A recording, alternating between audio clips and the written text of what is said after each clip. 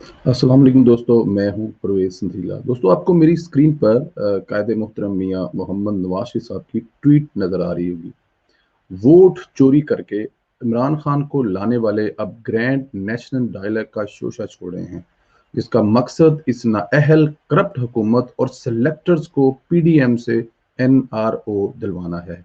हमारी जद्दोजहद अवामी मुश्किलात के हल, वोट को इज्जत दो के लिए है। ऐसे किसी डायलॉग का हिस्सा बनना अपने मुकद्दस मकसद से पीछे हटने के मतरादफ होगा।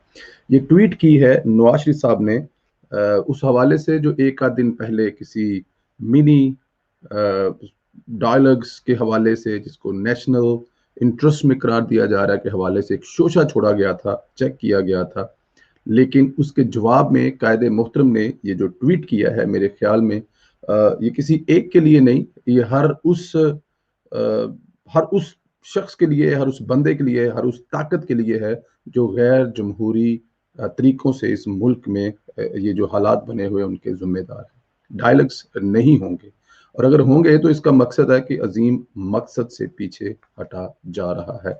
दोस्तों, अपोजिशन को एनआरओ नहीं दूंगा कि रट लगाने वाला अपोजिशन से अब खुद एनआरओ की भीख मांगने पर मजबूर हो गया है।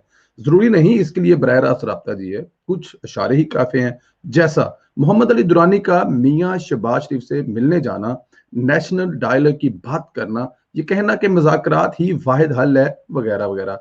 आप मुझे एक सवाल का जवाब दें, मैं आपसे सवाल पूछता हूं, जिस जेल में शहबाज शरीफ से इनके खानदान वाले भी मुश्किल से मुलाकात करते हैं, उन्हें भी मुलाकात की इजाजत नहीं, वहां मोहम्मद अली दुरानी इतनी आसानी से कैसे चले गए? दोस्तों, उन्हें भेजने वाले कौन हैं? मोहम्मद अली दुरानी को किसने भेजा होगा? पीर पगाड़ा किसके कहने पर अपना किरदार अदा करना चाहिए? और पीर पगाड़ा कौन है? इनकी तारीख क्या है? ये कब कूदते हैं इस तरह के मामलात में? पीर पगाड़ा को डिप्लोमेसी किसने बना कर दी होगी? पीर पगाड़ा की डिप्लोमेसी में है क्या? ऐसे बहुत से सवाल हैं जो जाहिर करते हैं कि पीडीएम तहरीक का अगला मरहला बहुत संजीदा लिया जा रहा है। खौफजदा लोग इस मरहले से पहले हल निकालना चाहते हैं।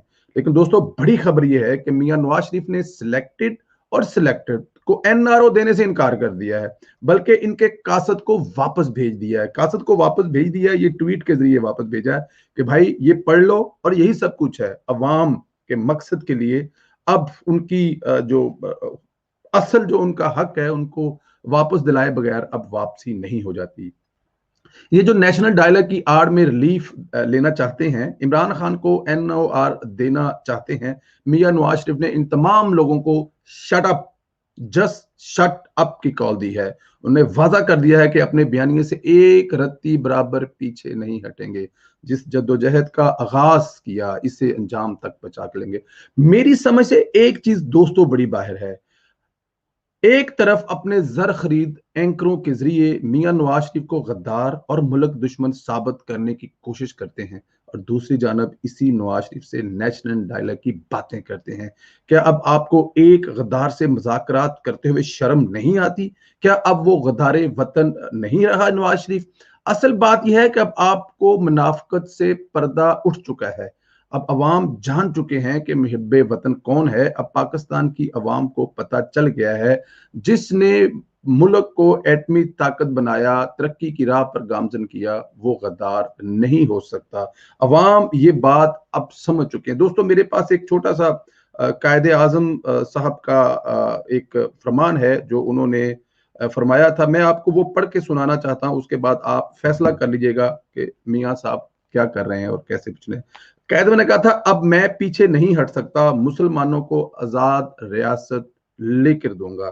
और मौजूदा कायदे मुस्लिम लीग मियां मोहम्मद नवाज साहब कहते हैं कि अब मैं पीछे नहीं हटूंगा, वोट को इज्जत दिलवा कर ही दम लूंगा। ये हैं दो वो कायद जिन्होंने, एक ने मुल्क बनाया और दूसरा जो है वो मुल्क को संवारने के लिए किसी भी हद तक जाने के लिए तैयार है, और जिनसे मुल्क को आजादी दिलवाई थी, अब दोबारा फिर थोड़ा सा रंग चेंज हो गया है, उनसे दोबारा फिर आजादी दिलवाने के लिए कायदे मोहतरम किसी भी हद तक जाने के लिए तैयार है। कासद वापस आ गया है, और कासद वापस आने के लिए ये आप जो आने का जो निशानी है, जो वो ट्वीट देख लें कि अब किसी सूरत में एनआरओ नहीं दिया जाएगा, ना सिलेक्टर को और ना सिलेक्टर्स को, दोनों में से किसी को एनआरओ नहीं दिया गया। दोस्तों अपना ख्याल रखें, इंशाल्लाह आपसे दूसरी वीडियो मुलाकात होगी।